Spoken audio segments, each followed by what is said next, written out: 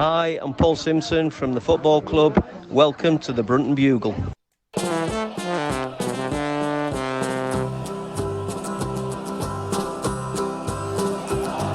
we come, blue and white, and we're looking good. You'll be in for a fight, and we fight pretty good. Getting goals is our job, and we get goals good. Looking good, we are Carlisle United. Hello everyone, you're listening to the Brunton Bugle, the number one place to get your Kyanite fix in the podcast world. I'm Lee Rooney. And I'm Dan McLennan. 7 defeats in a row for the Blues as hopes of surviving the battle against relegation begin to rapidly fade. Can Paul Simpson turn things around, or are the Blues destined for the drop? We review the defeat to Cambridge and look ahead to the Bristol Rovers game this weekend. With a pass so true to ball the stone and Clark's in view. There's a cross and a run, the old one too. Yeah, Dan, 7 defeats in a row now. It's not looking good in terms of survival right now, is it? I think it's fair to say. When I predicted 5-0 last week, it was for Carlisle, not for Cambridge. I didn't get the wrong CUFC or anything. Yeah, you were very nearly right there at the end, though, weren't you? Very nearly was 5. I think last week, even the most, I'm probably one of the most, I can't think of the word. Optimistic. Yeah, optimistic. Positive. Were drained last Saturday, I'm the same as you, mate. I think. As long as it's possible, I always believe. Yeah. But the believability percentage has reduced incredibly. Yeah, and look, I'm like you are. We are, but probably two of the most optimistic Carlisle fans you'll come across, and always look for the positive side of it. Put it this way: our odds for relegation are now 1 to 250. Genuinely.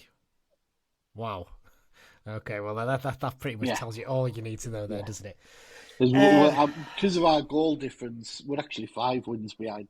No. Yeah, realistically, there's no point even worrying about the goal difference anymore. That's long gone, and it's kind of we'll touch on it maybe. I know I keep bringing it up, but Callum Guy's absence has really hit us, hasn't it? Because that's the point where it really dropped off a cliff in terms of defensively. We just really, really struggled from that point onwards, which is pretty sad, to be honest, but there you go. Right, on today's episode, obviously, we're going to be looking back on that game against Cambridge. We'll be doing a bit of news as well to start things off. We'll then look ahead to the Bristol Rovers game. We're having a chat with Charlie from the Talking Gas podcast. And then me and Dan will look ahead to the Bristol Rovers game. We'll also have a little sort of brief look at the Burton game because we're not going to have time to do a full preview for the Burton game over the weekend. So we will try and get that sort of covered off slightly as well in that point as well. But yeah, other than that, basically, let's get started. So first up, obviously, a reminder, our sponsors this season are the Carlisle United Supporters Club London Branch. London Branch does lots of great stuff for the club in terms of fundraising. They also do a lot of good stuff for exiles in terms of arranging tickets and travel for away games. And you can join them wherever you live in the world. Doesn't really matter if you live on, in the Timbuktu or somewhere like that, or Outer Mongolia, you can join them.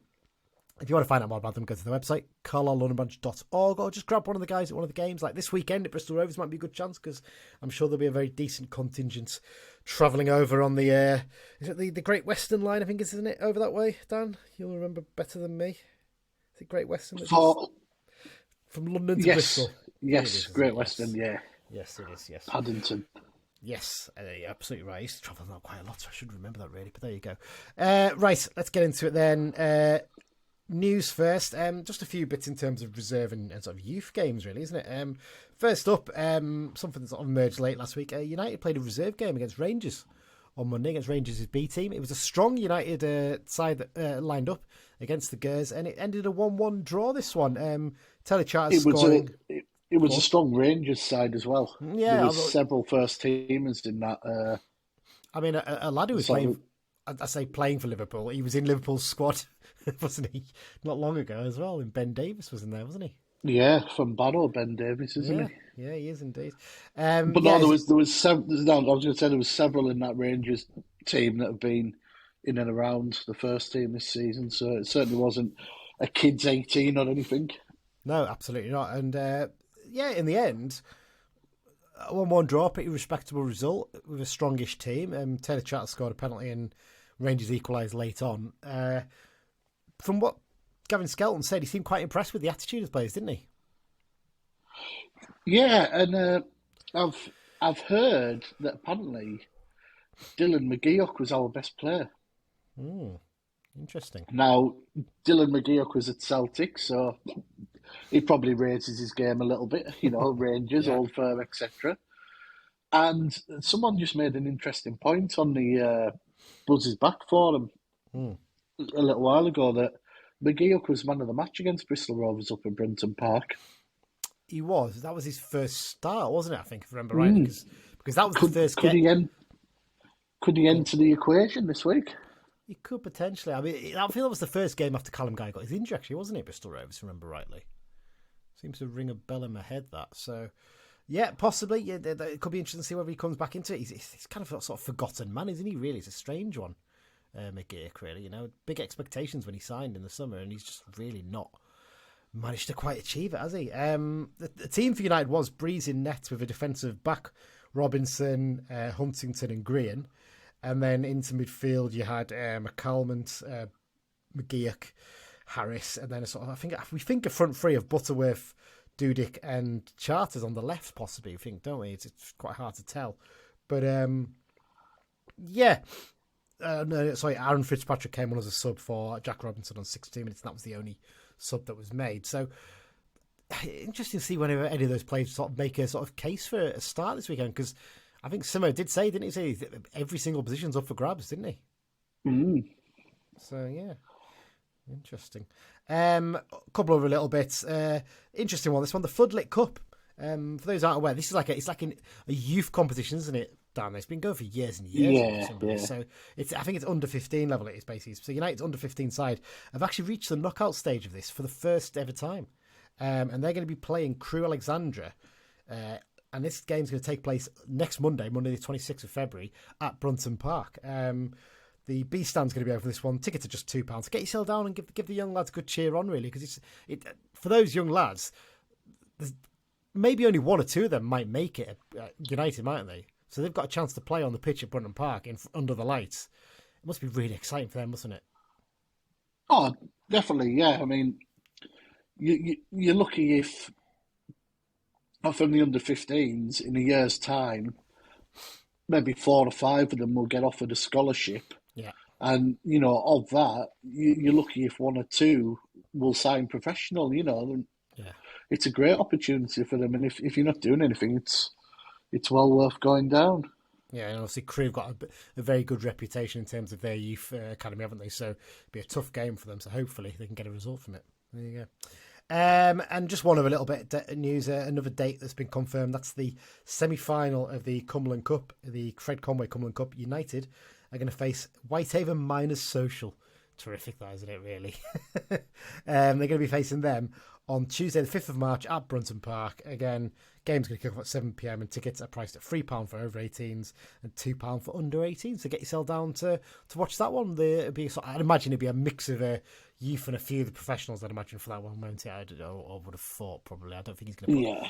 He's not likely to put as strong a team out as he did against Rangers. I think it's fair to say for that one. Right, let's get into it. Carl United 0. Cambridge United 4. Right, I was just going to say I've had a fantastic apple crumble recipe sent in. Go on, go on. Terry Oblade is going to cook it with us. It's fantastic. The Muscovado sugar he uses just gives it a fantastic bake. And, do we really have to talk about it? I think we do, unfortunately, Dan. That's the football, not the apple crumble. Yeah, thank you to the person on Twitter. I can't remember who it was now. You probably have it handy there, Dan, who did ask if we could talk about food recipes instead of basically the football itself, didn't he? It just wasn't a good day at the office. And you know what, I say that. First 15 minutes, and it's easy to say this, but first 15 minutes we were on top and we created 2 or 3 good chances. And you thought, okay, this is actually working quite well. And then they just switch off. It was Reva Phil who tweeted us. Yes, Reva Phil, sorry. Yeah, I know Phil, yeah. Yeah, I know Phil as well. So, yeah, no, good to, it's... Unfortunately, there was a debate as well, I think Mike started on there, didn't he, about is it cheese XL or XL cheese? And the vote was near enough 50-50, wasn't it? Which was quite funny. Let's talk about the game then. So lineup-wise, 2 changes from the defeat to Portsmouth. Ellis and Armour came in at fullback in place of Robinson and Back, who dropped out the squad. Sean Maguire also missed out because of a knock, and that meant Anton Dudek took his place on the bench. It's basically the team he was going to play at Burton, isn't it? I think Simo said this after the game, didn't he, that he basically went with the team he was going to start with against Burton. Pretty much, it's a tough one at the moment because there's not a huge amount of other options, is there, really, in terms of what to pick for the team? Maybe pushing Mellish back into defence, I suppose, but especially in attack, basically, it picks itself, really, doesn't it? Yeah, we're exceptionally light because Sean, sorry, I've got hiccups as we're recording today. If anyone wonders what's going on, Sean Maguire has a slight knock, which has made him unavailable, and basically Armstrong plays unless he gets injured at the moment, doesn't he? Oh, there was a little bit of worry earlier in the game, actually, because he picked up a knock, didn't he? And it was kind of like, oh, that's the last thing we need to see is him going down injured. But thankfully, he was fine. Yeah, so as I mentioned, Dan, like the first 14 minutes or so, playing all right, weren't we, actually? We played some all right stuff. If we get that penalty shout given and score, it's a completely different game. Yeah, no, absolutely. Yeah, well, before we even talk about the goals, then let's talk about the penalty shout. So actually, we played some nice football. We tried to keep the ball down. We tried to keep possession. And early on, that really helped us. And there was one great little moment. It's a lovely turn by Josh Velo on the edge of the box. But in doing the turn, he takes the ball just a little bit too far away from himself, doesn't he? And gives the keeper a chance to come out. But do you think he's fouled by the defender? Well, if the referee's saying it's not a foul, then the train of thought where I was, well, he's saying he's dived. Yeah. Because if you're saying he's dived, you've got to book him. The only argument I can see is he's maybe saying it's shoulder to shoulder, and that's what his argument is. But actually, it's not. When you look back at it, for me, it's very hard to tell from the camera angle on the East Stand as to whether it's a foul or not. There's not been pitch side blues for a couple of games now, isn't there? If there was pitch side blues, you'd maybe be able to see if there was a clearer contact. But you can't. It's really hard to tell. It's one of those 50-50 ones, isn't it? If it's given, I don't think the defender's going to be able to argue too much. But if it's not given, you're probably going to say, well, it probably was a bit soft. So, yeah, kind of frustrating in that sense. So, yeah, we were on top to that point, and then came the opening goal. It's a fairly decent move by Cambridge, this one, isn't it? You know, nice little flick by Taylor, plays it into Lancaster, and he sort of plays it out to Kai, who Ellis probably should get a bit tighter to him, maybe. But what he does really well, Kai, with this goal is he uses Ellis as a screen, doesn't he? And he curls the ball right round him, and Lewis just can't see it, and he's got no chance of stopping it. And it's a nice finish, but it was a real sinking feeling, wasn't it? That ball hit the back of the net of like, oh, here we go again. Yeah, you can see at the moment that, you know, we go a goal down, we as fans know we're not scoring enough at the moment. Mm-hmm. At best, we're getting a draw. And you could sort of see it in the players a little bit, and it just drained them, didn't it? It's just because it was such a simple goal as well. I think that really sort of, I think that sort of cemented it, really, wasn't it? It wasn't like it was like they completely tore us apart. A couple of quick, simple passes over to the left side, use the defender as a screen, bang, back of the net. It's just, there's just a feeling of a little bit of weakness in the team at the moment, isn't there, really? There's not really a bit of fight in there. Rest of the half was pretty straightforward. Vela had a header that was straight at the keeper, easily saved. John Mellish's penalty shout, I think this one looked a bit more debatable than thing. I think the keeper gets a good hand to the ball, to be fair. I don't think it's a dive, but I think the keeper actually got a hand to the ball, so it's fair enough. Not a penalty, that one. I don't know what you thought on it. No, not for me. But,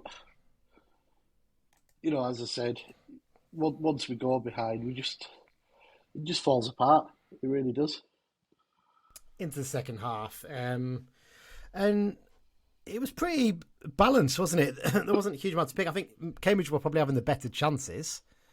But then, let's talk about the second goal. I didn't really want to talk about it, but it's just a shambles, isn't it? Yeah, we watched them in the flesh, and I actually deliberately didn't watch them Saturday night or Sunday. I waited till Monday. Yeah. And they looked as bad on Monday. For this one, by this point, it was absolutely chucking down. Like the rain was really coming down quite heavy. The ball from the right is played in. It does skip up off the surface. I'll give it that. For me, the big problem with it is, so basically Lewis comes out and tries to claim the ball quickly in his hands, ends up just palming it straight into Lavelle, and it hits Lavelle, and Lavelle can't do anything about it. It goes into the back of the net, and it's, 2-0, and at that point you're like, yeah, that is pretty much game over now. For me, the big problem is, I feel like Lewis is trying to get the game started too quickly there. What his problem is, he's already thinking of, I want to catch this ball and get it kicked quickly, or get it thrown quickly and start a quick counter-attack, instead of actually concentrating on claiming the ball. So as a result, he's so on the front foot, he's so pushing forward, he ends up not catching the ball, he ends up palming the ball into Lavelle, and that's why he just needs a bit of calmness and just take a bit of the edge. I mean, it's just a bad goal, isn't it, really, to be honest? Yeah, incredibly bad. And, I've heard a few people criticising Lewis, saying, he's looking at upgrade and should have just stuck with Breeze. I think people, we'll talk about it in a minute, but I think people are getting a little bit too overexcited about Breeze in his few games, really. I still think long-term Lewis is going to be a good goalkeeper for us. And there's a danger of us, especially because he's a local lad, thinking that Breeze is definitely a solution there. I think he's well worth us persevering with in terms of developing him, but I think we have to be careful with that one.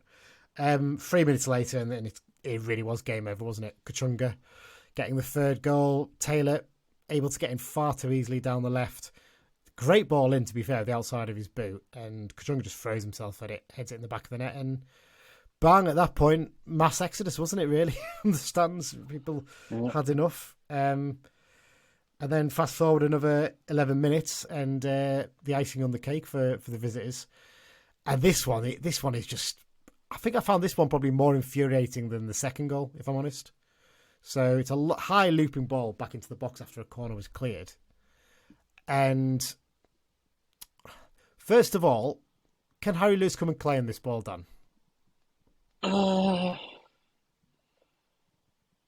Yes and no. I kind of feel like I feel like the problem is, I think if Thomas Holy's in goal, he comes and claims that because he's got the height and he can trust himself to do it.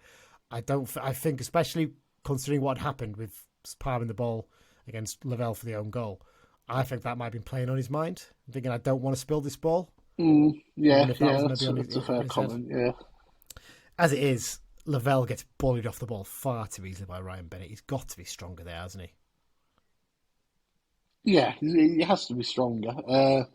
I just think by this point, the entire defensive unit's just gone, Yeah. Obviously, we made some sort of subs at that point. Ellis has come off, hasn't he, for Dudek, and Barkley's gone to right back. I saw some people actually blaming Barkley in the third goal, saying, he was too far afield. Actually, it's a bad pass by Vela. It was really easily intercepted. It left the gap there where Barkley had been pushing forward. Nearly 5-0 late on, but a great save actually from Lewis, to be fair, when the lad was played through on goal. Kept spread himself wide and showed, he has got that quality in terms of his shot saving. But all in all, bad day at the office, really. Like, it's frustrating actually though, Dan, because let's go back and look at the stats here, right? So I'm looking at the stats. Shots on target, and including on target. So we had 15 shots, 3 on target. They had 11 shots, 4 on target. There's not a massive amount of difference between the two teams. It's just they were clinical with their chances, weren't they? Yeah, there's been a couple of games this season where that's happened. I think it was Reading away. Yeah. I think we both had 7 shots. The difference is they scored 5 of theirs. Yeah. It doesn't always tell the full story. We have shots, but they're not really shots because you can't really remember our chances in most games at the moment. No, that's true. I think Gibson was probably our best attacking threat once again in this one, wasn't he, in terms of getting shots off and things like that and trying to create stuff. But overall, let's ask the open question here, Dan. Where do we actually go from here? Because we we just need to get some results, some sort of result. A 0-0 draw, I think, at the moment would do us quite well, wouldn't it?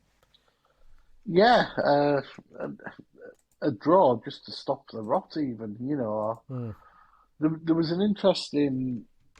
I worked till 2 o'clock on Saturday, and obviously I drove straight to the match. And Danny Livesey was the co-commentator for Barrow with Adam on Radio Cumbria. Yeah. Who were they playing with that? Salford, was it? Salford, yes. Salford. Yeah. And they were talking about, Barrow have lost a couple. How do they react to it?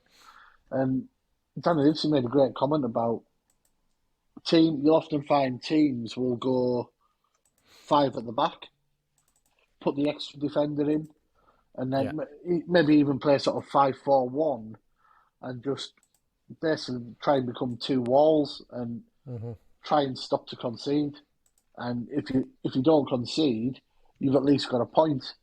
And a lot of what he was saying was probably what we should be doing now. Yeah. Go 5-4-1 if we have to. Yes, it'll mean Armstrong's bloody isolated, but he has been for the last 2 or 3 games anyway. No, that's true. That's very true. It's a tough one, I don't want to say. Look, we should caveat here. Obviously, you are chair of QS, so you wouldn't talk about managers' futures and things like that anyway. And I don't like talking about that either, to be honest. I don't really see the point. There is a kind of feeling that the frustration in fans is growing at the moment in terms of what's happening on the pitch, and there is an understanding that what's happened with the takeover has sort of disrupted things this season, but it's a real positive for the club in the future. But I still have this feeling of like, look, we are probably going to go down, right? I still think we're in a really good position to come back at the first attempt, but we need to get some level of momentum first as well before the end of the season, surely, don't we? I think, firstly, yes, we're going down, barring some sort of miracle, Jimmy Glass-esque miracle. Yeah. It's actually 25 years since, so you never know. Yeah. But joking apart, there's going to be a hell of a change in our squad. Yeah. I think we'll end up being quite ruthless. And we could only have about 8 or 10 left. Do you know what? I was thinking about this the other day.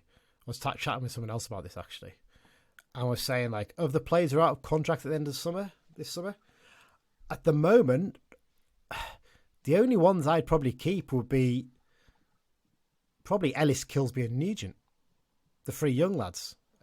Breeze, I'm presuming Breeze will sign his deal eventually. That's not the basis I've got on that, by the way. I'm not saying I wouldn't pick. I'd keep Breeze, definitely, yeah.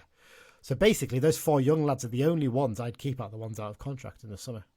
The rest of them, good luck to you and move on.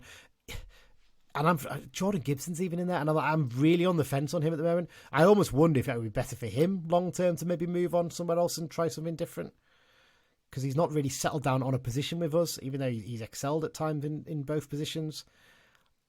I'm just the feeling right now. I'm with you. I'm expecting it to happen, to be honest. I think he'll stick with the likes of Kilsby and Nugent and Ellis and that, because obviously next season he's talked about the fact that he wants to have a stronger sort of almost B team set up there as well, doesn't he? And that'd be perfect for that. And you can always loan them out as well. There's always clubs, willing to take young lads like that on with the quality on. So, yeah, I think there's likely to be a lot of change. And I wouldn't be surprised, to be honest, like you, if there's 1 or 2 of them who are on 2-year deals who are told they can go as well come this summer. Yeah, definitely. Whether that be made available for transfer and told, look, you're not going to play here, or released with a payout. Yeah. It's sort of a one-off thing that will happen, hopefully, luckily we have the finances available to do that. Yeah. Yeah. In the past we haven't been able to, we sort of stuck with players, haven't we, didn't really want to keep. But yeah, I mean, let's talk a little bit about the game now then, and stuff like that. Simo's post-match comments, quite an interesting one, wasn't there? And talking about the fact that apparently there was one player who was one of the subs who wasn't involved, who didn't want to do the warm down at the end, even though they declared themselves fit. Yeah, a very strange one, this. There's been a lot of debate about who it could be, and I'm not going to come in and name names and that kind of thing. There's no point really. We can all sort of guess and try and work it out, but it's when things like that start to creep in, you start to worry a bit, don't you? In terms of the squad and what's happening. And you wonder if there's I don't even want to say it's bad eggs, because there may well be a reason, because actually what should be said is every single one of those subs who wasn't involved played against Rangers. So none of them were left out of that squad on the Monday. So maybe it's an issue that happened, and maybe Simo has just dealt with it and said, you know what, it's fine. But he spoke to him. Maybe he said, look, I felt something slightly towards the end and I didn't want to risk it. Might well be that. I don't know. But yeah, I just... It's just a bit frustrating when you start hearing stuff like that, isn't it, really? You start to think, oh, this isn't good. Talk about things generally in the game. Something that really sort of frustrated me during the match was the standard of the set pieces is awful. Like, really, really bad. I mean, the delivery was awful. Because, like, even accounting for, positioning of players and things like that, the ball in every time at the moment, it's just... The drop-off from last season is just... It's quite alarming, isn't it, actually? Yeah. I mean, who is our best set-piece takers in that team at the weekend? I couldn't really... Vela took them, didn't he? But Robinson came in the team, took a couple of good corners, and everyone thought he was the solution. I don't think he's taken a good one since. I know he's been in and out. Gibson has the potential to be. Very hit and miss his set pieces. But as with anyone who takes direct free kicks, it's very hit and miss. Yeah. There's just nobody stands out. I mean, Guy has taken plenty in his time. He was hit and miss. Moxon, when he was here, was hit and miss. And we just... the number of times we hit the first man on a corner or hit the wall in a free kick, it's not that we get many free kicks in that position. No. I would like to think Diamond would possibly have a delivery in him. Well, I don't know. I don't know if he's really got... Armour, maybe. I mean, we've seen Armour take a few guns. Taylor Charters obviously didn't start the weekend. He's the obvious one. He took some really good ones last season. But he's obviously not starting at the moment, so he can't take them. Yeah, there was one or two short corners as well that we took at the weekend. Just totally wasted. The ball was cleared back up to our half fairly quickly from them, and it just feels like it's a real... Considering how strong we were on them last season, it's a real part of our game that's really lacking this season. I'll mention Charters then. So let's talk about Charters and Paul Huntington for me. They're two I wanted to talk about here. Neither of them really getting involved at the moment, and yet... Interesting, Simmer makes a comment about we need, how the Cambridge players, they were the standards they were expecting from each other, even late on when they were 4-0 up and demanding people chase balls and things like that, and said, I'm not getting that for my team at the moment. Which makes you think, well, you've got someone who'll do that on the bench in Huntington. And like I said in Charters, you've got an actual midfielder and someone who's actually shown a bit of quality on the ball in terms of keeping it this season in games. Do you think it's time that maybe those two should be brought back in to the squad? Or to the starting lineup, I should say. Well, let's be honest. Saturday was so bad. I think you start with a blank piece of paper writing our team for this week. Well, it's going to be a good debate for the preview, that, isn't it? I think that section, probably. Yeah, basically. I mean, there's players will have played in that reserve game we mentioned against Rangers who have, and played well, who have every right to be saying to Simo, why aren't I in the reckoning for this Saturday, please? Yeah, I watched Saturday. We were poor. We've played today against a strong Rangers team, got a good result. I personally think I've played well. Why am I not in your plans? And who, like we always say, who'd be a manager? No, absolutely, but it kind of feels like we need to sort of somehow pin down on what we're going to play in terms of formation and team for the rest of the season and just stick with it. I know people said back to basics 4, whatever, but I think you're right in terms of what Danny Livesey was saying. I think a back 3 is going to be the solution going forward for a bit, if anything, because you can get Hunt into the team then and give a bit of stability from that side of things. I'd personally have both of them back in, but we'll talk about that a bit. Other little bits. Something that's really infuriating me at the moment is how slow we are on the ball. And I noticed this quite a lot. We had a lot of possession in this game, it should be said, actually. I'm just looking at the possession stats. Pass success, 81% pass success, 63% possession. I don't think we've been that high in any game this season. Probably not even last season, I don't think. And it's just like, but it's so ponderous at times, isn't it? The amount of times I saw, like, Gibson was out in acres of space and someone took an extra touch and then another touch. And it's like, just get the ball one touch out your feet and play it. And I think that is something that I don't think enough of our players have clicked onto this season, have they? No, earlier parts of the season, yes. Currently, no. And look, Cambridge are no world beaters. They weren't a superb side. They had a very good player, Lyle Taylor, up front in terms of the way you link the play. But beyond that, this isn't like the Cambridge side of Houlihan and Mullin. Oh no, nowhere near it. Make no mistake. It's by no means a vintage Cambridge team. It's not even no disrespect to Cambridge. It's not even a decent Cambridge team. It's just a lower League One team. But unfortunately, they were well ahead of us. Yeah, they were ruthless. Once they got in front. Yeah, absolutely. Absolutely. So yeah, it's something that's really wound me up a little bit recently. And like the amount of games I'm like just screaming like, just play the bloody ball. Stop taking 5 touches when you could take 2 and get the ball out to someone. That's 100% why I keep banging on about. That's why I'd have Taylor Charles in the team, because he does that. If you watch Taylor Charles when he plays, he takes a touch and he plays his pass usually. He might take one more touch, but he's not going to take 5 or 6 touches just to play a pass. And far too often our players do that, and it's just really infuriating. Just in terms of a couple of individual performances, Sam Lavelle, do you think he's been a little bit let off the hook this season? Because there's a lot of people have been raving how great he is and stuff. There was someone near me who was in the paddock who was saying that anybody who says Lavelle's a bad player is an effing idiot, and I'm like, are they? Because I'm not being funny. He's the only constant in that defence all season. He's played every single game. No one else has. He's the only one who's played every single game. I like Lavelle as a player. Yeah. But I can't argue with the fact that he's not playing as well as he was earlier in the season. No. And I think that's, in general, just down to our bad run at the moment. He's just not performing at the level he was earlier in the season. No, I'd give you, he was much better in the first half of the season. He definitely was. Yeah. I did read someone put somewhere, I can't remember if it was on B Justin Field or Buzz's Back or whatever, that apparently our best defensive partnership this season has been Mellish and Lavelle in a 4. Yeah. And I think when they started in a 4 together, I think it said we'd played 9 games, but we'd picked 9 points up and conceded a goal a game maximum or something. I mean, I'd take a point a game for the rest of the season. I know it'd send us down, but I'd take that now because it put us in it would mean we would avoid being the worst side in League One since the reorganisation, whatever it was in 2004 when the names were all changed. So that should be the main aim now for the rest of the season as much as anything. Yeah. But yeah, no, you're right. I think those two as a partnership actually looked all right.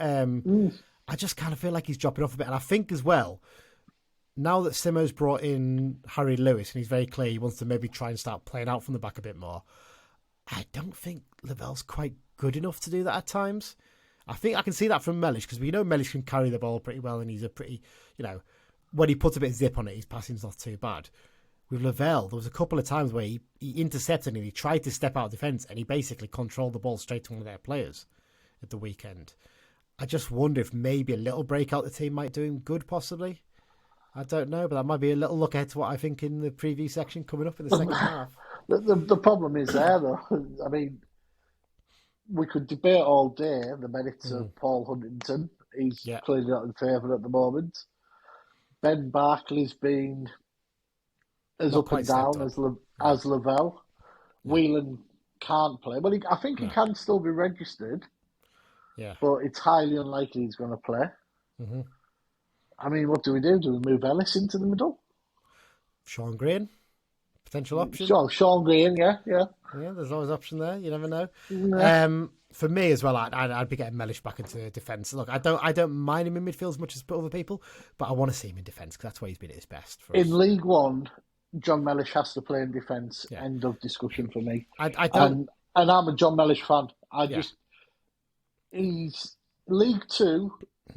he'll get away with it, but it's not fair on the lad in League One. No, and I think against actually some good midfielders. I'm not saying specifically Cambridge, yeah, but likes of Oxford who've got likes of Brannigan, that sort of thing. Yeah, I don't mind it as an option to do like in the second half of a game, like well, you maybe just wanted to mix things up a little bit, but I don't think you should be starting for the 10-15 minute period as a bit of a mix up to throw, try and make something happen, or to cover a knock for 10 minutes or something, fair enough.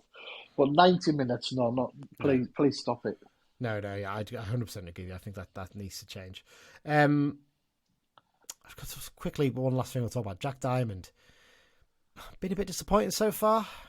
It's a difficult one for him because I know he's been out for a year of not playing, and it's going to take him a while to get up to speed. But it just kind of feels at the moment like there's not really a belief in him. I don't know what it is. There's fitness and there's match fitness. Yeah. So, yes, he hasn't played for a year. He will undoubtedly have been doing a training programme devised by Sunderland with, probably a personal trainer or something. And he'll have been going to the gym, he'll have been going for runs, he'll have been doing ball work, etc., etc.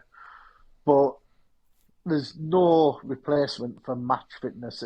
Even if he'd just been playing reserve games or as an overage for the 18s or something, and it will take him time to get back to that sharpness. And because of the type of player he is, he's always going to get kicked. Yeah. And he has had a couple of kicks. He has. The noticeable difference for me is that when he gets kicked, he starts sort of holding his calf and things like that. And there's almost like it's a little bit of a body language thing. And I hate to be one of the people that analyse that kind of thing, but it kind of feels sometimes like to me, I don't know how to put it. Essentially, the body language there is like, oh, I'm not really up for this fight. You don't get that as much from Jordan Gibson. You sometimes get a handout from the ref, like why you're not giving a foul or something like that. But there's a noticeable difference there, and maybe that's going to come with time and maybe a bit of confidence of getting a goal. Or an assist I think Jack Diamond deserves a bit of benefit of doubt because he sort of has to play at the moment because we haven't really got anyone else. No, but he's still feeling his way back into the rigours of match football, and I've said it to a couple of mates. People have seemed to have forgotten that Diamond and Armstrong played for 2 seasons together at Harrogate. And there's been a couple of times when he has put a ball across that has just evaded Armstrong. And I've looked and I've thought, he knows they know where they're meant to be on the pitch. Yeah. No, that's and fair I point. think as the weeks go on, if Jack Diamond can assist Armstrong with a goal, I think we might see both players really lifted. I think you definitely would see it from Diamond. I think that would really give him a lift because I think there's a couple of times that there's been like he's got the ball in a good position on the left and like, right, go on, take your man on. Yeah. And there's never quite that belief there. I do wonder sometimes maybe switching him with Gibson for the start of the game instead and having him on the right and see how he does there might be worth a try because Gibson's done pretty well on the left this season. So I don't know. Anyway, we don't really want to talk too much more about the game. It was crap. Let's just leave it at that. Yeah. And hopefully things are going to pick up this weekend. Right, before we go into part 2, let's quickly go through the League One results from last weekend. A bit of a balmy game at Bolton. 3-3 draw against Charlton. Is that Nathan Jones' first game in charge of Charlton? I think it might be, mightn't it? First full game at the very least, I think. What do you think about him as an appointment for Charlton? I think he's a good appointment, Some people have been taking the mick, but I think he's for this level. He's one of those managers that maybe got elevated too quickly. Yeah. I'll tell you one thing though. Yeah. He's been gone too long. Hang on. There we are.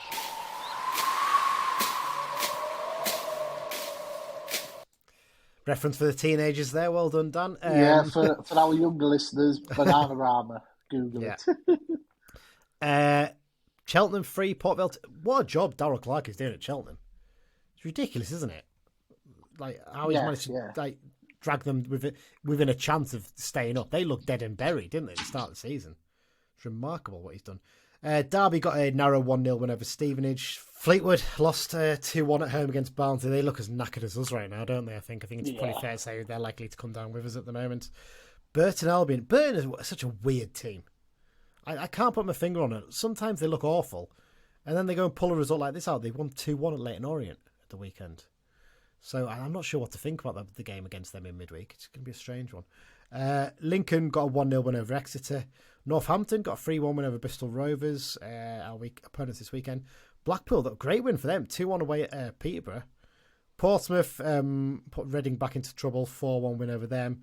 Shrewsbury got beat 1-0 by Wigan. I think you said the other day in another group chat we're in, didn't you, that Shrewsbury look like they might be the team that gets dragged into it, possibly into the relegation battle, I think. So interesting to see whether they do.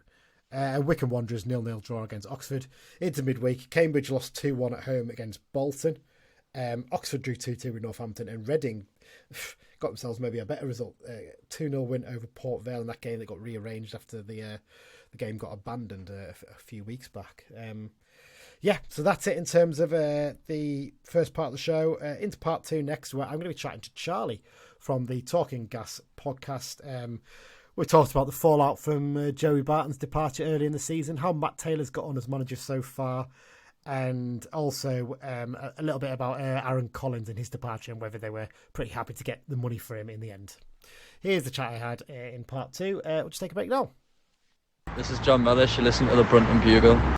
Yes, we're into part two of this week's episode of the Brunton Bugle, which of course means it's time for Behind Enemy Lines, where we talk to the opposition fan of our opponents this weekend to find out a bit about their club ahead of the big match this weekend. We are, of course, travelling down south to Bristol to take on Bristol Rovers. So we're speaking to Charlie from the Talking Gas podcast. Charlie, how are you doing? I'm very good, thanks. Really appreciate you having me on. No problem at all, mate. No problem at all. So, first up, one question I'd like to ask at the start is just to tell us a little bit about your podcast and how it came about. Yeah, so I actually started my main channel. I started around 5 years ago, which was called One Rovers Vlogs, and then I've had it for a while, and then I think it was in about around September, October time this year, I decided to turn it into a podcast. It's only on YouTube at the moment, but hopefully in the summer it should be on all podcast platforms. But I've been doing it overall YouTube for about 5 years, so been on quite the journey and the grind. Yeah, it's been quite a time for Bristol Rovers in that time as well, I think it's fair to say. Yeah. Let's talk about the current season then. You guys are currently sitting in 12th place. You're effectively 10 points clear of the drop zone, looking likely to secure another season in League One come May.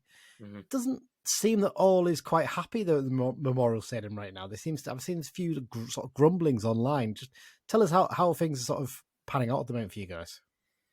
Yes, I think the word to sum up is frustration. I think I wouldn't say all the fan base, but I think a lot of people were quite confident that we could at least sort of challenge or try and get in the playoffs with the squad we assembled in the summer. But unfortunately, it's just been very inconsistent. Of course, we had the manager change with Barton getting sacked and Matt Taylor coming in. I think it was around late December. And recently it's just frustrating because I think the season's pretty much done for us. And it's sort of been quite annoying to watch, really, because we have had a lot of injuries as well. We've got about 5 or 6 first-team players currently out, which doesn't help at all.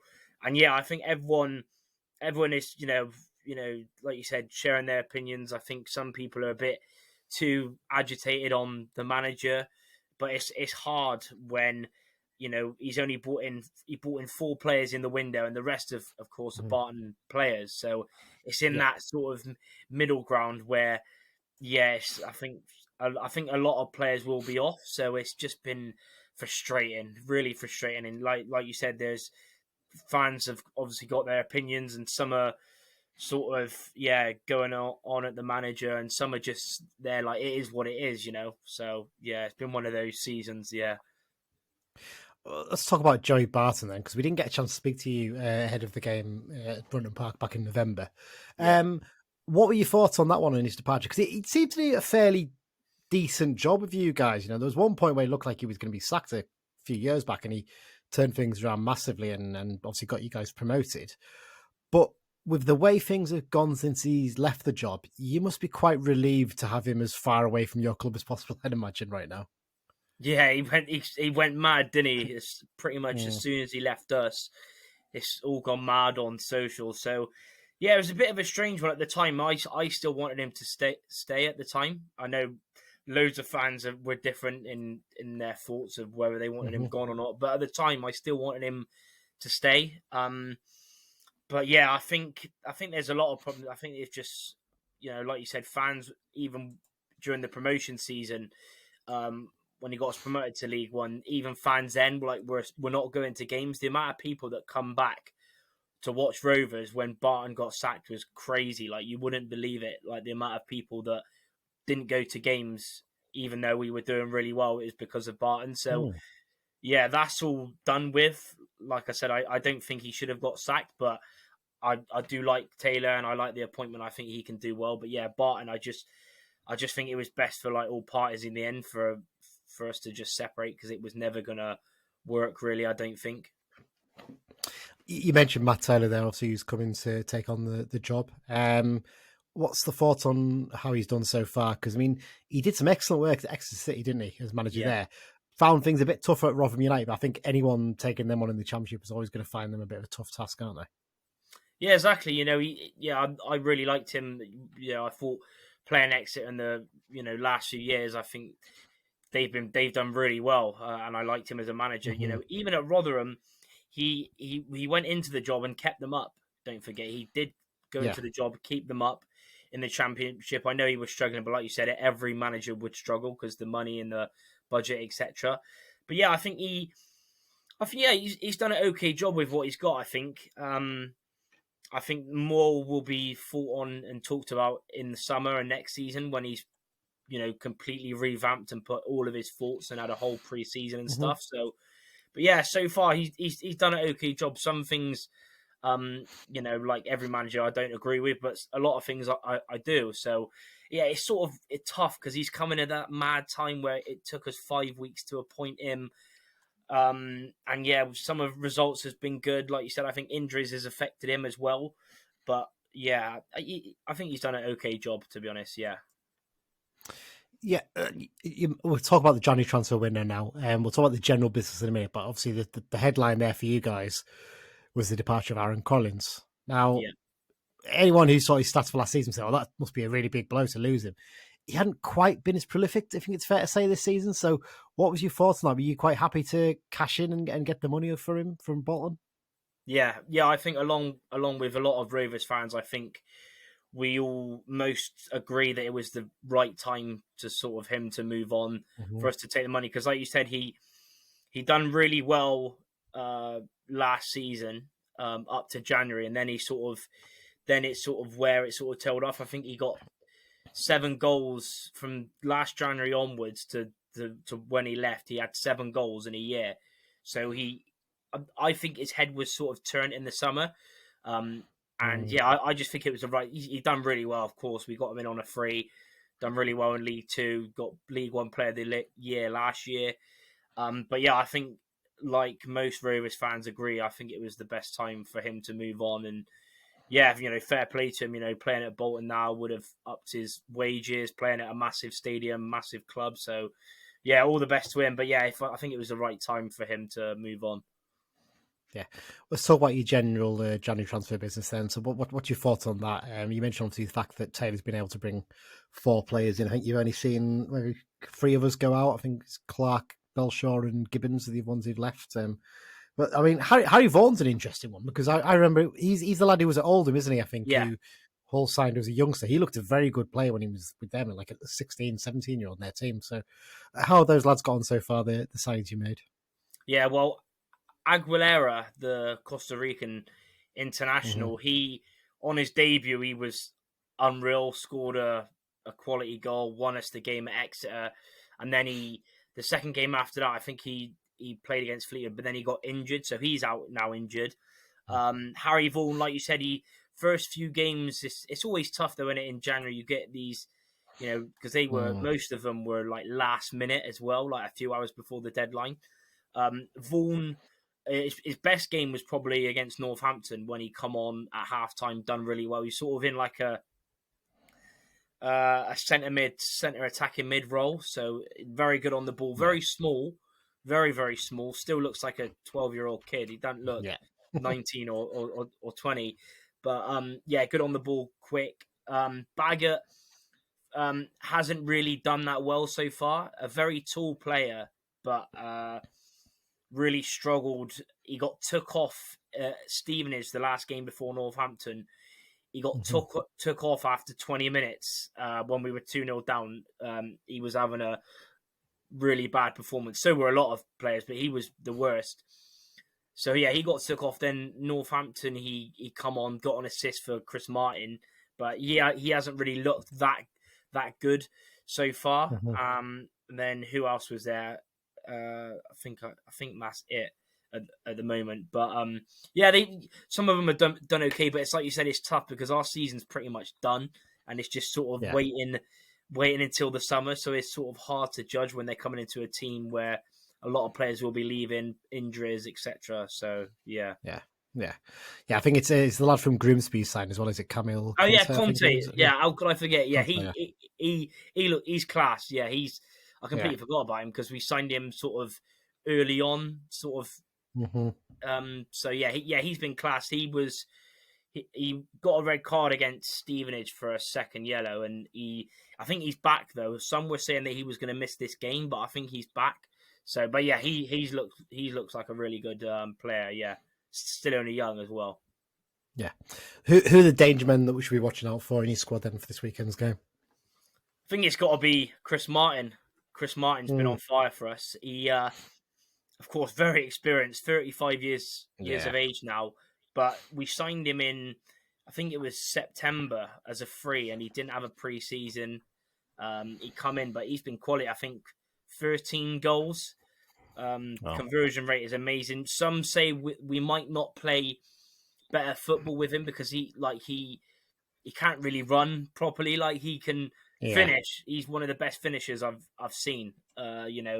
He only needs literally one chance. If you look at his stats, his conversion rate is, I think, top or maybe second in the whole league. And yeah, he's been quality. I would say Evans, but he's serving his second game of suspension after picking up 10 yellow cards. But yeah, I would say him, but Chris Martin is the one. He only needs one chance and he'll finish. Yeah, I've always been impressed with Evans. Every time I've seen him, he looks a really good player, to be fair. Yeah. In terms of this weekend's game, then, obviously the United fans are going to be travelling down. And what can they expect at the Memorial Stadium? Because it's changed a little bit, hasn't it? I think the away end, the temporary stand has gone, hasn't it? And you've got a new stand there. Yeah, new stand. Yeah, new style stand. Yeah, it's very good. I've been in there once so far. I would really recommend if any Carlisle fans haven't got a ticket yet, or if there's pay on the day, then I would go in there. It's little bit more money, but it's definitely worth it for the view. And of course, it'll probably be raining as well, like it has been for days down here and probably all over the UK. But yeah, sort of a different look. Yeah, very good. So if anyone's going in there, then they should definitely go in the South Stand. Yeah, I think our fans have been a bit puzzled because the tickets for the game, the standing tickets are more than the seating tickets. I think our seating tickets are quite cheap. So I don't know if there's some sort of restricted view issue or there's some. I'm not sure exactly what's going on there, but strangely, the seating tickets are actually cheper than the standing for this one. So well then, yeah, take advantage. Definitely go in the seats then. Go in the seats, the new seats. But yeah. You've been really generous with your time. Thank you very much, Charlie. But before you go, a couple more things. Prediction first. What are you going to predict for this weekend's game? It's dodgy because against the teams that are down there and struggling, we've really struggled against. Like if you looked in the last few weeks, Burton, who was struggling, hadn't picked up an away win and I think since October. They come down and beat us quite comfortably. Fleetwood the same. But I just think I've seen a lot of your results and highlights and stuff like that, and I think we'll just edge it. I'll go for 2-1 because we never keep a clean sheet. Funny enough, we did keep a clean sheet the last time we met you, of course, beating you 1-0. But I think we'll just edge it and win 2-1.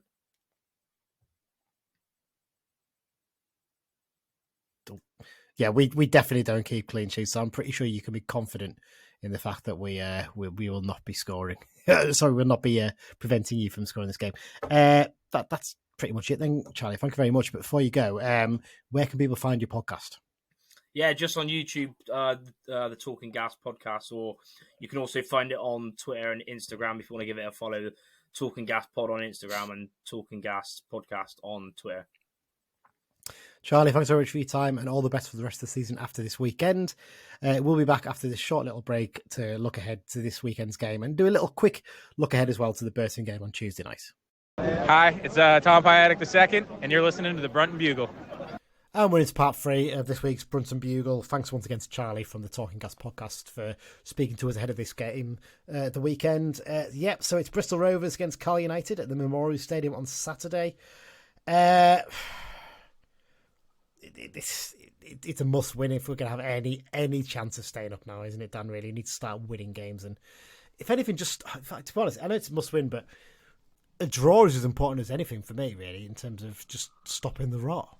Yeah, like we said earlier, we need to stop the rot. Be that a 0-0 draw, a fluky 1-0 in the 98th minute off John Mellish's backside. We'd take anything at the moment, just to get a bit of belief back to the players and, the fans. I kind of feel like a 0-0 would be good as well. The positive bonus there of a clean sheet and showing that, that would be really good for Harry Lewis's confidence as much as anything. We just need a little bit of something, don't we, to give us a bit of a G up, really. Yeah. Right, before we go into more detail on the preview, Mike has done us a question for this week. So here's the question Mike has sent in. Now, people think they've got it bad right now, but in 2014 we lost 4-3 at home to Burton Albion. What was our lineup for that game? Ooh, that's going to be a good question. Was that the game that Pirelli sponsored and bought loads of tickets for? Yes, and Gary Rout was manager, I think, still of Burton at that point, wasn't he? And he was a bit of an arse on the touchline, from what I remember.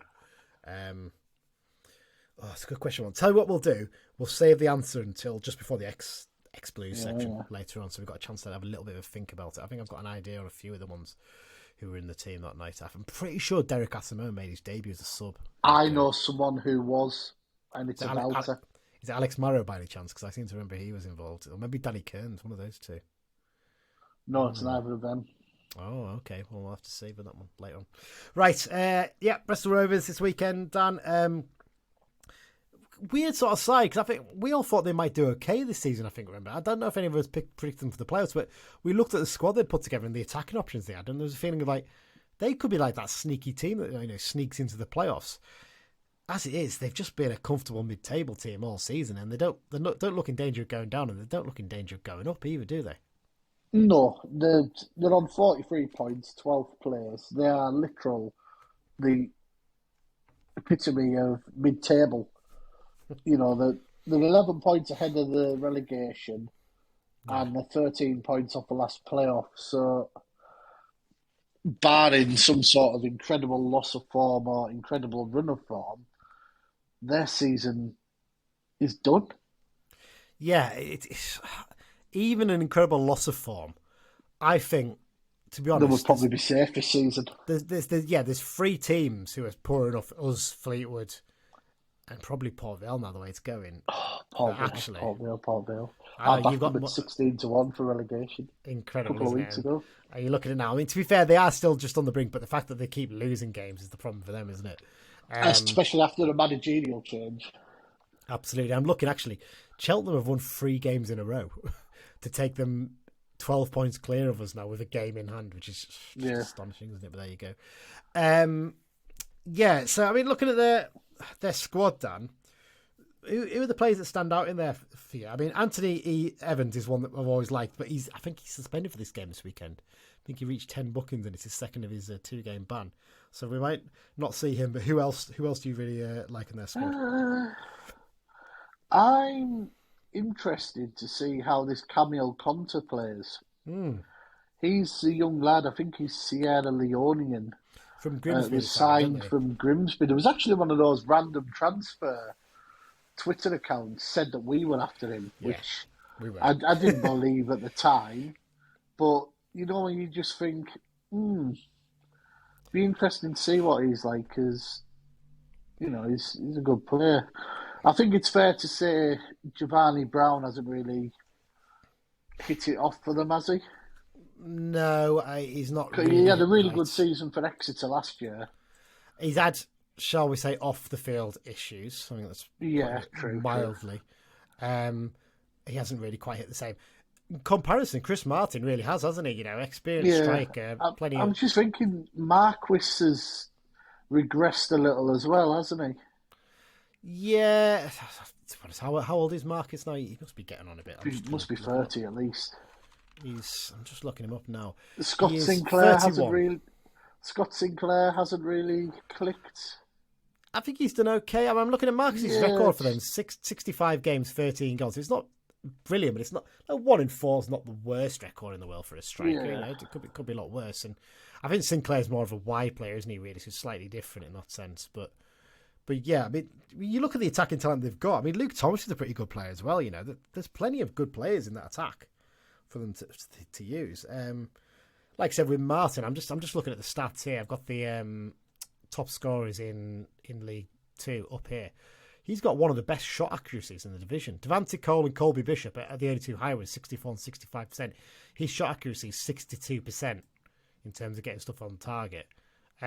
Goal conversion wise, 38%, and I think that actually is, other than the fact Victor Adebayo at Bolton is slightly higher, but basically he's got the highest at 38%, which is a little bit terrifying, I do love that they've got a Costa Rican in the squad, unknown from Forest, I think. Well, it is. Unfortunately, he's injured. Aguilera.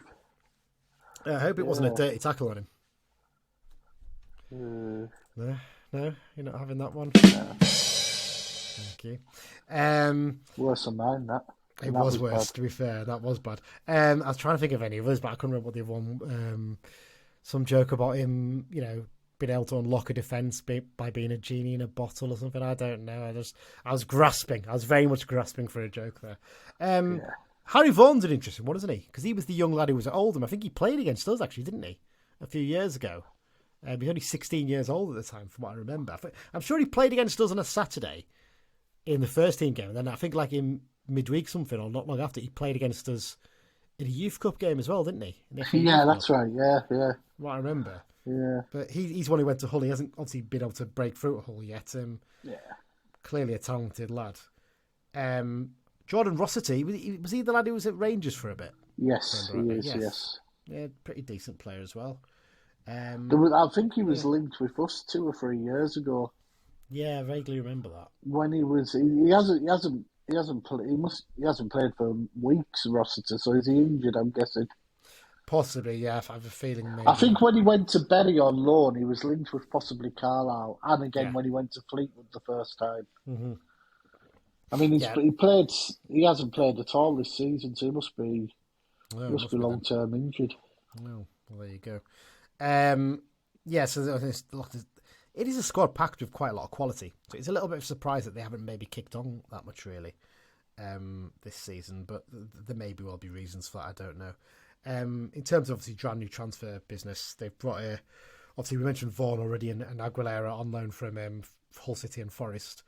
Elkin Baggett from Ipswich Town on loan as well, and obviously Conte from Grimsby. In terms of departures, they've had a lad who's gone to Shamrock, I think was already on loan there, so it's not really a massive loss. Belshaw's gone back to Harrogate permanently. Gibbons played against us at the weekend for Cambridge, and the big one's Aaron Collins. They managed to get 800 grand from him from Bolton. League One Player of the Year last season, top scorer in the division as well, really flying. Only scored 5 goals from this season though. They must be quite pleased, you'd think, to get that much money for a player who probably hasn't really hit the same heights. Yeah. Rossiter did his knee, apparently. Well, there you go. Well done. We found that one out. But yeah, Collins is one, isn't he? I think who, you sort of look and you think there's a real quality player, but he just hasn't quite done it for them this season, has he? No. When you look at the full sort of attacking side of the squad, I think that's why they're 12th. Nobody's really grabbed the bull by the horns. Maybe relied a bit. They've all scored a couple of goals, etc., but nobody's really stood out. They're probably relying too heavily on Martin, aren't they? Obviously, he's got his 13 goals or whatever, but I think beyond him, the rest of them haven't really chipped in the same way. That's the problem, isn't it? and when Martin's 35, 36 now, something like that. You shouldn't really be relying on him at that age that much, to be honest, at this level. No. But there you go. Obviously, Joey Barton binned off as manager earlier this season. I think their fans are probably quite glad he's nowhere near their club anymore. The way he's setting fire. I mean, it's bizarre, that one, isn't it? He's just basically set fire to his management career for no obvious reason, because for all the mickey taking everything, he actually a fairly decent lower league manager, wasn't he? You look at the job he's done, Fleetwood and at Bristol Rovers. So it's a very strange sort of thought process, but each their own, I guess. Matt Taylor brought him to replace him. I thought this was a really good appointment when they got him. I really did. I think he's a bit unlucky in the terms he kept Rotherham up, didn't he? And it was always going to be a challenge to keep them up again in the Championship. Because at the end of the day, they are the small. Whenever they're up there, they're going to be the smallest club up there, aren't they? So for them, it was always going to be a bit of a challenge to keep up there. It seems he's had a bit of a sort of bumpy start to life there, doesn't he? There was some reports like he was basically trying to get the fans on the side the other week after they won a game at Stevenage. I think with Taylor, given the league position and the time he came in, was it start of December? Mm-hmm. I think he's basically got a free pass this season. Yeah. Because they're not going to go down, they're not going to go up. And he can essentially evaluate his squad for the rest of the season. Yeah, no, it's got. And we've mentioned the ages of the forward department. I would say there'll probably be some changes there. Yeah. They might be the dark horse next season as opposed to this season. It's a fair point, that, actually. Yeah, you look for the team who are quite solid without uprooting anything, and with some good signings, they could be one to watch next season. I think that's a really good shot, actually, to be fair. It's not the worst shot in the world at all. It's a shame we'll probably be doing a League Two preview. Yeah, exactly. That's not a shot you're going to get to make, unfortunately, on our pod. Let's talk about other bits of the game then. Referee for this one. Oh, no. It's Thomas Parsons. And I think there's all that sinking feeling when Carlisle fans when we hear that name, isn't there? So he's, if you don't know about him, it's his second season in the EFL. And he's taken charge of 17 games so far this season, handing out 84 yellows and 2 red cards. Last season, he handed out 117 yellow cards and 4 red cards in 26 games. Now, the last United game he took charge of was the 2-2 draw with Stockport County at Brunton Park in April last year.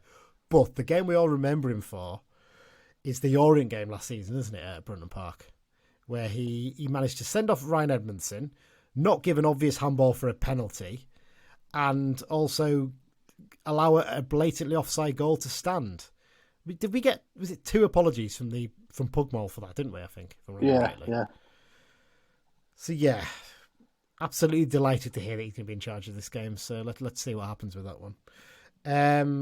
Head-to-head record, it's the 40th meeting of the two sides. United have won 14, 9 have been draws, and Rovers have won 16. Interesting, the last 6 meetings of the two teams, we've exchanged wins. So it's been win for United, win for Bristol Rovers, win for United, win for Bristol Rovers. Obviously, last time Bristol Rovers won, so it's going to be a Carlisle win this weekend, surely, you'd think. It's got to be. It'd be nice. It would be nice, wouldn't it? But we'll have to wait and see on that one. In terms of other stats, overall form-wise, they're 11th in the last 6 games form table. Pretty much, it's, it is, they're where they should be, aren't they, really? In terms of their record. And we are? Well, yeah, this is the thing. The record is 1-1 loss, 1 loss for them. We are 24th in the form table. Yeah. And I don't think I need to tell you what our last 6 games are because you all know it, unfortunately. Let's talk about United then, Dan. Did you spin the tombola and see who's going to be in the team this week? Go right. Blank slate out there. What team are you picking? I've thought about this and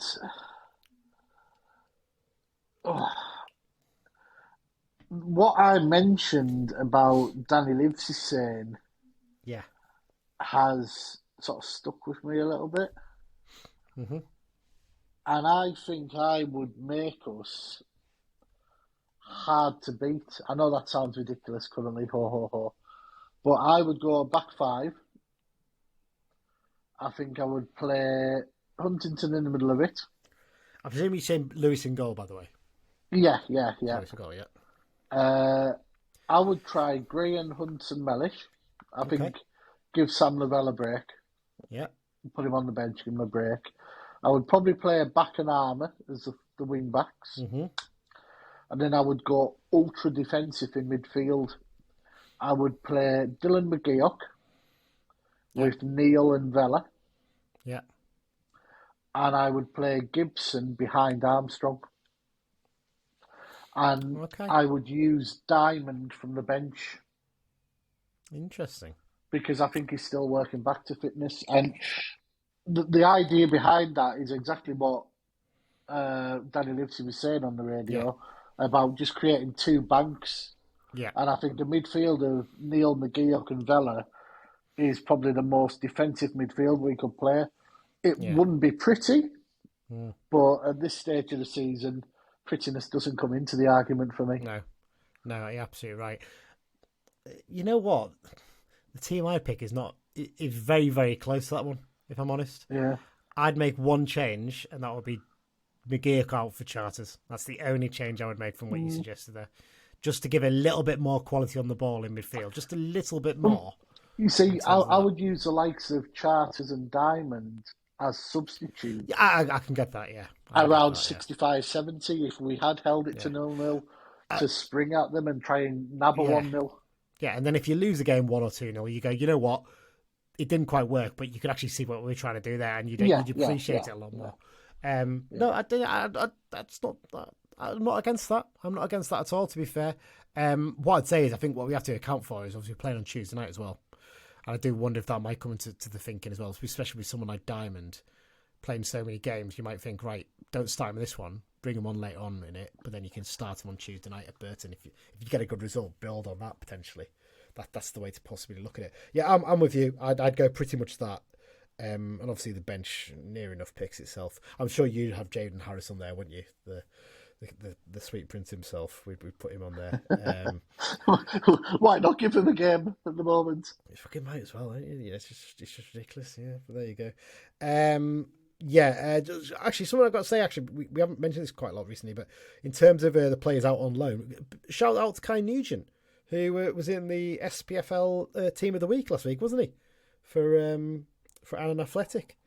Doing fairly well there, isn't he? You know, he's kind of gone a little bit under the radar this season because last season we had those few out and so much was happening with them that we haven't really had a chance to mention them as much this year. So it's well done to Kai, doing really well there. And then they're giving themselves a good chance of staying up, Annan, actually, aren't they? To be fair, with the effort they're putting in, because Edinburgh City look knackered, don't they? By looks of things, so it looks like Annan should hopefully stay up. All right then, Dan, predictions for this one. If we do go to a really defensive lineup like I suggested, I'm going to go for a ridiculous 2-0 away win with late goals, like really late, like 85 to go 1-up and then catch them on the counter in injury time to seal 2-0. And I'm going to go for Armstrong to get the first and Diamond from the bench to get the second. You really annoy me here because you I think you've conned me into going for this as well. You know what? 2-0. I'm going to go 2-0 as well. I'm going to go goals from Huntington. And just because every week we pick him and we're desperate to get into scoring, Armstrong for me as well. So there you go. Huntington and Armstrong to get our goals because I'm going to presume Hunty's going to play. Right, let's have Mike's prediction for this one. I'm going to have my boldest prediction of the season so far, and I'm going to say that we're going to keep a clean sheet, and we're going to win 1-0 with a Luke Armstrong goal. So if Luke Armstrong scores and we win, we're all getting points. So there you go. Well, let's be honest, he's the only one we've got to pick at, isn't he? I know, exactly. It's going to be funny if it's 1-0 late on and me and you are just desperate for us to score a second and Mike's there begging us to just hold on to the 1-0. Let's briefly talk about the Burton game before we talk about the X-Files section, Dan, into midweek. Again, like I said before, it's a hard one to judge this, because Burton are just so hit and miss this season at times. I mean, they're probably one of the poorest teams I've seen this season at Brunton Park. We could have won that game much more comfortably. Yeah. What's your thoughts on this one? It all depends on Saturday. Mm. If Yeah. we get a point, Yeah. there's no reason why we can't go and win midweek. Yeah, a bit of belief. It's belief Yeah. is what we need at the moment. The confidence is just being And drained. if we got a win at Bristol, why not win again? You know. Yeah, absolutely. Yeah, it's definitely a game where we got to look and think to ourselves, right? Can we actually get something? I mean, actually looking at Burton's form, I mean, not bad.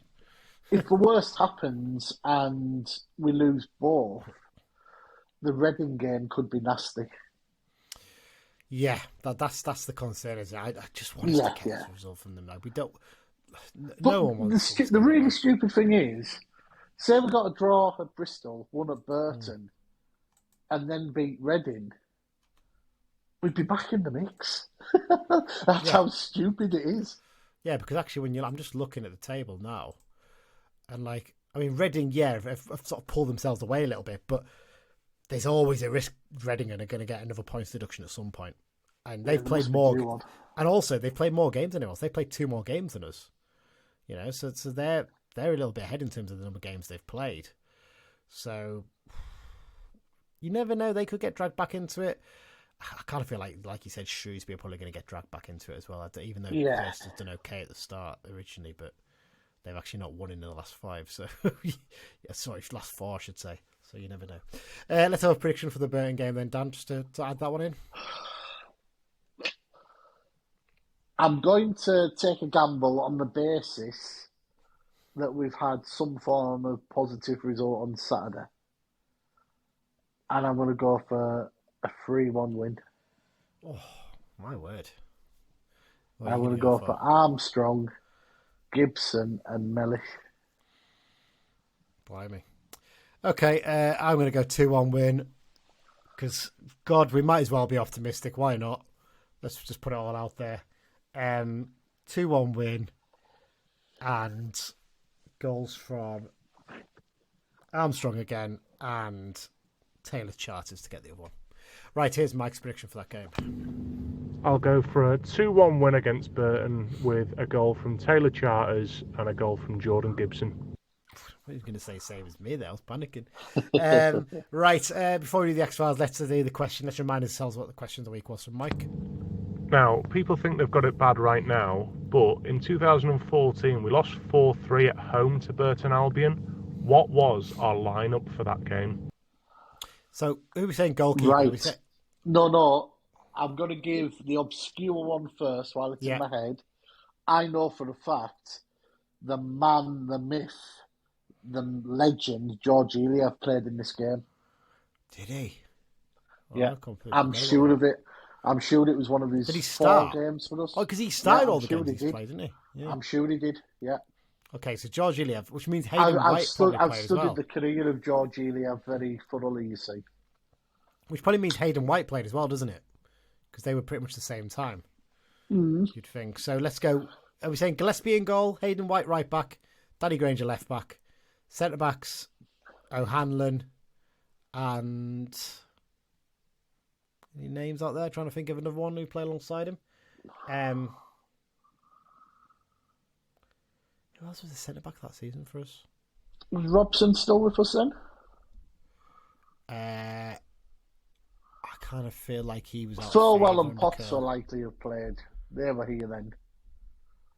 Yeah, let's go. And possibly Dempsey, because that was his breakthrough season, wasn't it? Dempsey played pretty much every game of the season. Dempsey and Potts are definitely in midfield. Other centre back. Who would the other centre back be? This was under Curl, from what I remember. So it'd be. Oh, I can't think. Would Gary Dicker have played at that point, or was that when he was frozen out? Alex Marrow, maybe. Marrow didn't play. Yeah, because Anthony Sweeney. Was it? No, it was that season after. No, Anthony Sweeney was that season, wasn't he? Yeah. Yeah, Anthony Sweeney. Possibly. Sweeney will have been You mentioned Marrow. Marrow was that season, but I think he'd already dropped out of the team by then. Yeah, I think you're right. Danny Kearn. I feel like Danny Kearn. Had Asamoah joined us by then? Yes, because he came off the bench in this game. I'm pretty sure he came off the bench. This was quite early in Curl's reign, wasn't it? It was. To be honest, only half a dozen or so games in. I think we're going to struggle to get this. If we just go with the answer, we've got a few in there that we're certain-ish on. So let's hear what the team lineup was for that game. So we started with Dan Hanford and nets. Across the back four, we had Hayden White, Sean O'Hanlon, Paul Thirlwell and Danny Granger. We had a midfield of Brad Potts, Anthony Sweeney, Gary Dicker and Matty Robson. And we had a front two of Georgie Iliev and Kyle Dempsey. And for bonus points, the subs that we brought on were Mark Beck, Stephen Elliott and Derek Asamoah. I was going to say Elliott, I couldn't remember if that was before he did his Achilles injury or not. That's why I was kind of like, was it Elliott potentially? We got most of them, didn't we? Didn't get Hanford. We did. I thought Robson had been frozen out by that point, so I was wrong with that one. Hanford we didn't get. We said Furwell was in there, and we didn't realise that Kyle Dempsey was playing up front. God, how desperate were we back then? George Iliev, dear God, that's going back a bit, isn't it? But there you go. Thanks for that question, Mike. Right, let's go into the X-Blues section then. Dan, there's a few to cover today. Yeah, I'm just scrolling back down to it on the page. Weekend, Jerry Yates scored for Swansea in a 2-1 defeat at home for Ipswich. Sam Cosgrove scored for Barnsley in a 2-1 win at Fleetwood. Patrick Brough scored for Northampton, 3-1 home win over Bristol Rovers. Cole Stockton scored twice for Barrow, but they were beaten 5-3. They're in a bit of a wobble, aren't they? Yeah, Joe Garner scored for Oldham in 3-1 win at Maidenhead. Matty Douglas scored for Annan as they beat Stirling 2-1. Obviously, we mentioned about Kai Nugent making Team of the Week there. And James Tavernier scored 2 penalties from the spot for Rangers as they went top of the league in the 3-0 win at St Johnstone. You put that bit about the top of the league in there. I didn't write that in there, so come on. Yeah, just for a couple of people listening. Yeah, I'm sure. And one other, a classic loan signing on the move. Jake Jervis signed for Northern Premier League Division 1 West Side, Hednesford Town until the end of the season.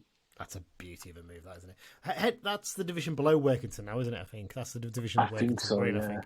Yeah, it's a weird one, that one, because Hednesford Town, they were like one of those teams on the original one of the original Championship managers, weren't they? They had a little bit of money at one point, didn't they? Yeah, I'm sure like you used to start it, and they only had like 3 players registered, something like that, and you could basically build the whole team. Yeah. It was something mad like that. I used to enjoy playing as them, but there you go. Well, that's it then, Dan. We've covered everything for this week. Thanks once again for joining me. Thanks to everyone for listening. Thanks once again to the London Branch for their support this season. Always appreciated. As I mentioned, we're not going to be doing a full preview of the Burton game because you haven't got time to fit it in before the match. We will be doing one ahead of the Reading game next weekend, which I think we all agree is a pretty big one as well. And that's it really. Other than that, the only thing left to say is up the Blues. Up the Blues.